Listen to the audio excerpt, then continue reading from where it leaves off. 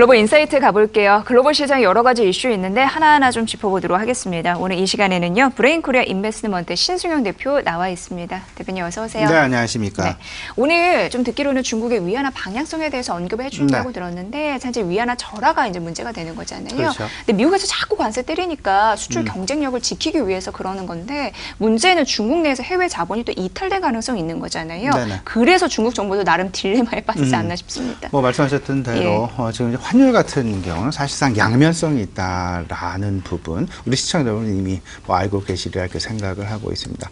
환율, 자국의 환율이 절하가 되게 되면 일단 대외적인 수출 경쟁력은 상당 부분 긍정적인 방향으로 선회하면서 변화하게 되죠. 긍정적인 모습을 보이지만 하지만 두 가지 문제는 자국으로 들어온 외국인 자본의 유출 가능성이 상당 부분 높아지게 되면서 금융시장 내 다소간의 좀 혼란이 야기될 수밖에 없는 그런 상황이 되게 될 것이고 그리고 자국 환율이 절하되게 되면 또 한 가지 수입 물가가 급상승을 하면서 상승을 하면서 상당 부분 경기 최근 가뜩이나 경기의 둔화, 경기의 침체, 다소 불안감이 조성되어 있는 이런 상황들 속에서 물가마저도 오히려 물가마저도 급상승하게 된다라면 이 부분은 말 그대로 하이퍼 인플레이션에 빠질 수밖에 없는 그런 상당 부분 위험한 가능성도 있을 수 있다라는 점.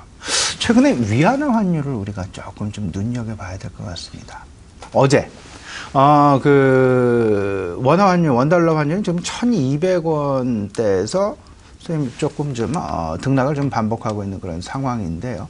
위안화 같은 경우는 방향성을 계속 절하 방향으로 변화하지 않고 계속해서 지속이 되고 있다는 점. 지난 8월 한 달을 좀 지켜봤더니요. 위안화 한 달 기간 동안 무려 3.7%, 4%에 육박하는 절하율이 보여줬다. 근데 시청자분 다들 기억하시죠?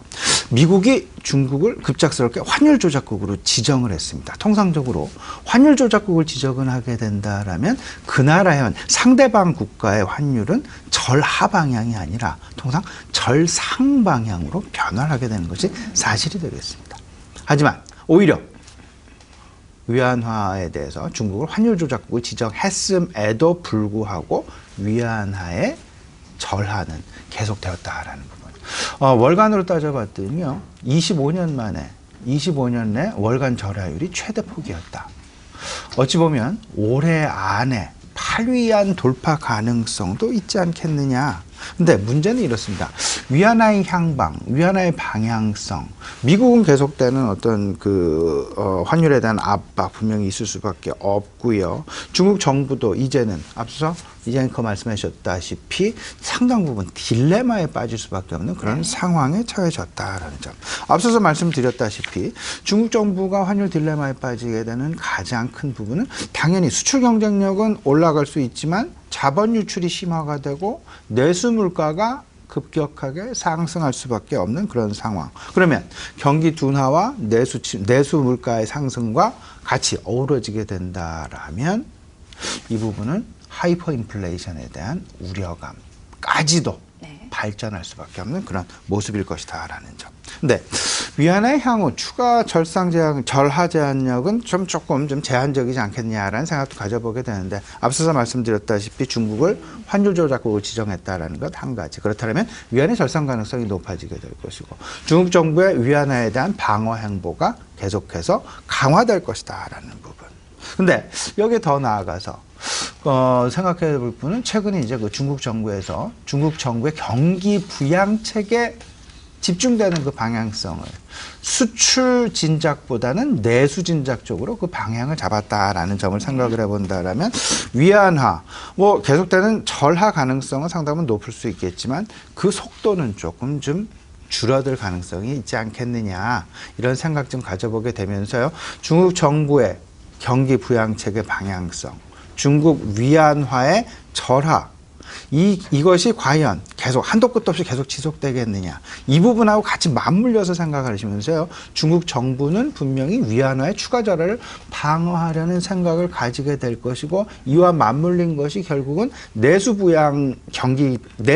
중심 경기 부양책을 선택할 수밖에 없었고 이러한 부분들이 결국은 우리 시장 내 그리고 우리한테 이야기해주는 어떤 그 시사점은 우리 시장에서 중국 소비 관련, 중국 내수 관련 주에 대한 관심을 계속해서 가져나가는 것이 주요국 경기 부양책에 부응하는, 경기 부양책에 편승하는 그런 어떤 그 전략이 아닐까 생각을 해보고요. 미국은 아시다시피 FOMC에 다 기대를 가지고 있죠. 그리고 우리나라는 내년도 슈퍼 예산에 기대를 가지고 있습니다. 그렇게 되면 우리나라 슈퍼 예산에 대한 수혜주 역시 우리가 관심 가져야 되겠다. 말씀을 분명하게 드립니다. 네, 그래요. 자, 이제 두 번째 문제 들어가 보도록 하겠습니다. 히토류 가격이 지금 움직임이 심상치가 않습니다. 사실 대표적으로 이제 니켈이잖아요. 2차 전지의 주 원료. 네. 이게 사용량이 증가한다 들었는데 이 사안에 대해서는 어떻게 보십니까? 예. 최근 니켈 가격의 급등 양상. 물론 지난밤에는 니켈 가격 한 3% 4% 가량 이제 다시금 조금 좀